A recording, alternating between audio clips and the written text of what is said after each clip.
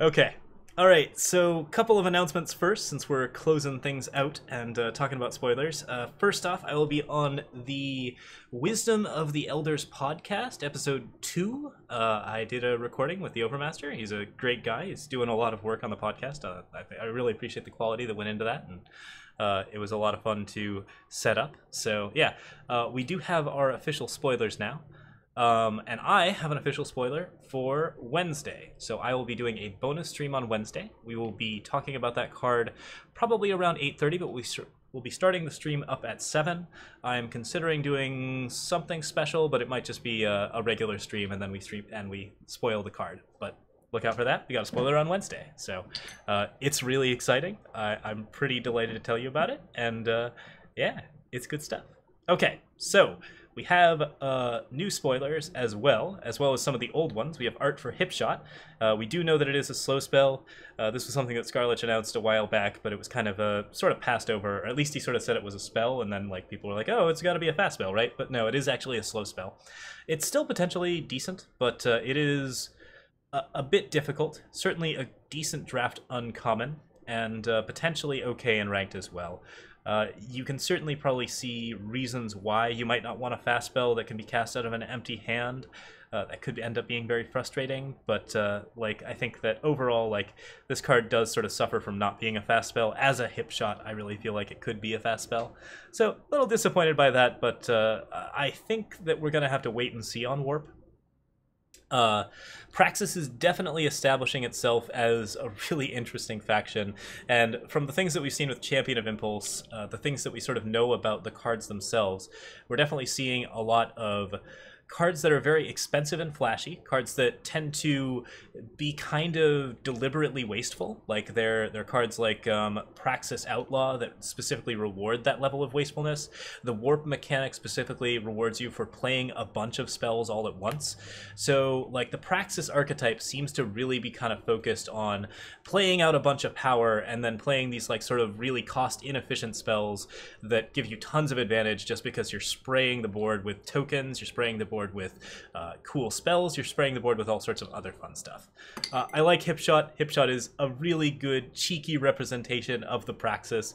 As you can see, the Hipshot Mage here is in fact aiming a finger gun, and I'm just delighted by that. That is absolutely the worst way to cast a spell, and it's clearly a pretty decent demonstration of how the Praxis work. So I'm pretty delighted with just the entire concept of a group of mages that are just kind of flashy and weird and not particularly like on the money, and I think that could really turn out to be a really fun archetype and a fun style, and Hipshot's kind of a fun demonstration of that. So yeah, give him the finger gun, and we got the Hipshot. That's pretty cool. We also have art for the Avasaur, which I think is really pretty, or the Barracks Familiar, as the word is. We can see why Scarlet forgot the first name of this dinosaur. Yeah, +1 maximum power at 3. A lot of cool things about this card. Basically, it is a card where if you play an Initiate, you then get to, on turn 2, play an Avirax Familiar out of the top of your deck and warp yourself up to 5 power on turn 3, while also drawing a card. I think Avirax Familiar, combined with all of the other ways that Praxis has to ramp, including Champion of Impulse, including the Combre Emissary, of course, including Secret Pages. There's clearly a big design in Praxis where Praxis can just skip from 1 to 3 to 5, and we're going to see probably some cool things at 1 and 3 and 5, like going Initiate into Avirax into Arcana Monitor, for example, gets you a couple of 2/2s, a decent unit that really develops better after you have set up your Grenadin drones. And yeah, I think that's kind of an interesting design. Avirax Familiar has a lot of potential to be good, is a little bit on the weak side overall, just as you can see, undercosted, gives a really good effect, but easy to kill, easy to Lightning Storm. I think the Praxis deck, however, is going to be playing a lot of these weird, inefficient units. I think that style is going to be very heavily supported. So we'll look at this card later when we see a bit more Praxis. I think this might actually be okay.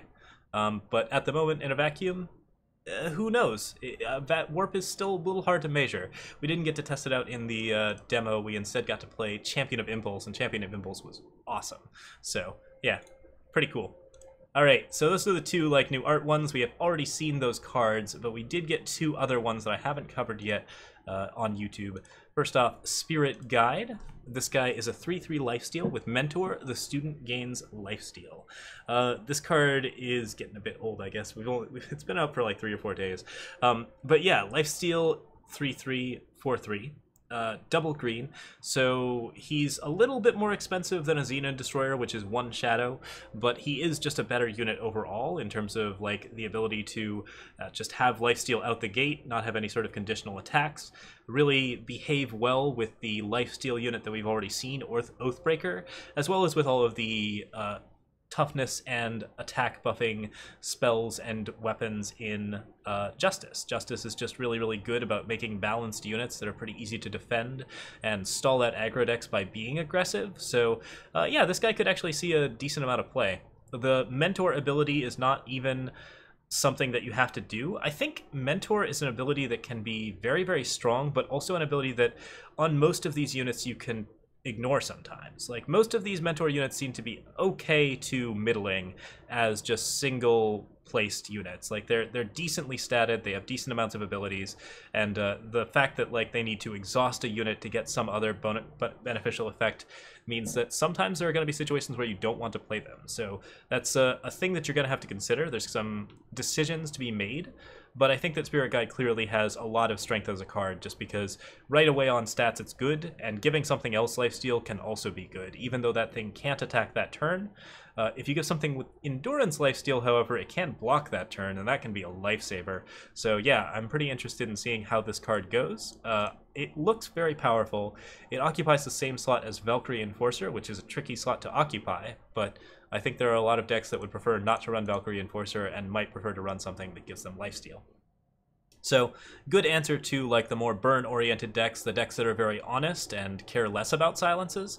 This card could end up being a decent counter to the Stone Scar meta that tends to really take control of a lot of the latest tournaments. So, yeah, I don't know. He could be interesting. I think there's a lot of strength to him, and he does provide a lot of different benefits all at once. So, Spirit Guide is a card to watch out for.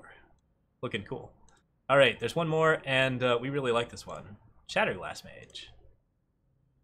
All right, so Shatterglass Mage has like some cool rune things going on, more fun Praxis stuff, and Overwhelm plus Warp. So it is a 5/3 for 5. It's the same stats as Dusthoof Brawler, but it's a better card than Dusthoof Brawler just because, unlike Dusthoof Brawler, it does not die to Annihilate. Not dying to Annihilate is a bonus up from Dusthoof Brawler, so I will certainly take that. In any case, a 5/3 is an okay stat line, certainly torchable, not amazing. Doesn't do a lot on board, but it's enough to pressure, and that's kind of important because you're not actually playing this card for the unit on board, you're playing it for the attachment hate, which is really quite relevant. The promo card here does have a spelling error, but yeah, nothing can be done about that, at least until the card is released, I'm guessing. I'm sure that the visual spoiler will be updated with a version that does not have that spelling error, but you can catch it if you want to. In any case, so Shatterglass Mage has Overwhelm and Warp. And the Warp thing is what's really important, right? So we've got Warp, and this is the thing where you can effectively 3-for-1 your opponent. You can just play this card off the top of your deck, destroy one of their attachments, say a Shogun's Scepter or a Xenon Obelisk. You could pop an Aegis on a Silverwing Familiar. It doesn't have to be a big effect, but you still get to blow something up. And you also get to basically essentially draw a card because you didn't play any cards out of your hand. So you get extra card advantage, you destroy something of your opponent's, you interact with your opponent, which is really important. Anything that allows you to interact with your opponent on the turn that it is played is a lot more powerful than something that is just getting you card advantage. Like, you actually do need to be able to have answers to things, and when you have a unit that plays down and is also an answer to something, it doesn't matter so much if the answer is imperfect, that's still a very strong effect. So yeah, like, this card can be a 3-for-1. In many situations, you're just going to want to play it off the top of your deck. I think that's going to be the most common situation. There aren't going to be that many situations where you're going to have it in hand and be like, oh, I really want to play this card. That'll be something that you save for later in the game when you've just run completely out of things to play. And in a Praxis deck, I'm not sure that you do. Praxis decks are really, really good about playing out lots of warp cards, and it looks like they have enough warp cards at the moment. Like every single Praxis spoiler we've seen, except for Champion of Impulse, has thus far had warp. I think there's a pretty good possibility that a Praxis deck will just never really be running out of cards. It'll be playing things inefficiently, but it will just be like constantly doing this kind of stuff and just shenanigans after shenanigans. So the potential for warp to synergize with itself is really strong, and Shatterglass Mage makes a really solid 2 of in a way that Furnace Mage often did not. So pretty interesting card. Obviously it has its vulnerabilities, but the main thing is that if you play it down on 5, don't get to kill anything, it gets torched. That feels a little bad, but at least you traded 1 for 1.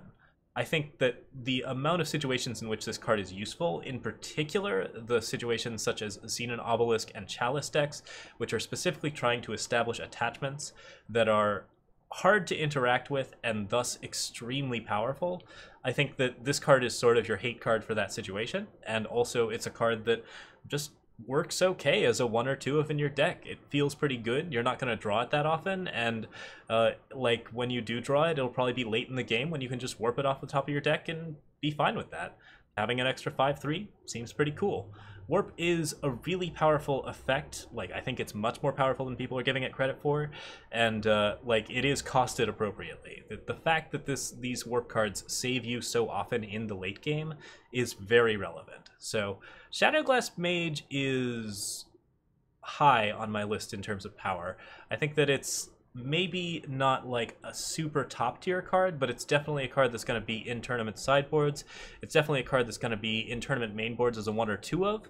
And in terms of playing it on your own in ladder, might definitely make a 1 or 2 of in Praxis decks. Probably will. Like, you might end up playing all 4 of these in Praxis decks. I think that kind of deck is maybe not as good. But yeah, this card is really interesting, and I think it has a really good demonstration of how warp can be a pretty powerful effect. So we're all for it. This is good attachment hate. It's a good way to knock stuff off the board. It's got all of the necessary weaknesses for conditional attachment hate attached to a unit, so it's decent design on that front, and I think that it just will win you a lot of games. You'll see a lot of benefits from it. So I'm all for this card. That's it for our spoilers. So that is also it for tonight. Thank you all so much for watching. I will see you next time. For the YouTube folks, feel free to like or subscribe. For the Twitch folks, thanks again. This has been a really fun time, and I will see you all in on Wednesday for spoiler times. Bye.